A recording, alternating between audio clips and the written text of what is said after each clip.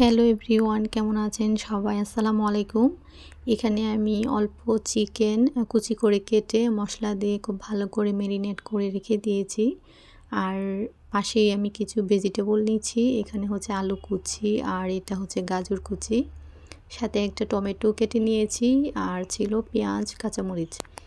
আজকে আমি একটা চিকেন পোর রেডি করব আর কি, কিমা যেটাই বলেন। আজকে আমি চিকেন রোল বানানোর জন্য কিমাটাকে আগে রেডি করে রাখছি। দেন হচ্ছে আমি চিকেন রোলটা বানাবো। আর চিকেন রোলের ভিডিওটা ইনশাল্লাহ আমি অন্য আরেকটা ভিডিওতে শেয়ার করব।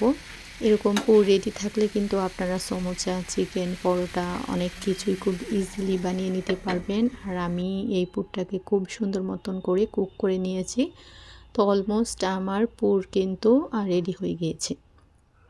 সো আজকে এই পর্যন্তই। ভিডিও কেমন লেগেছে অবশ্যই আমাকে কমেন্ট করে জানাবেন। সবাই ভালো থাকবেন, সুস্থ থাকবেন। আর আপনাদের রমজান কেমন কাটছে আমাকে জানাবেন। Thank you so much for watching. আল্লাহ হাফেজ।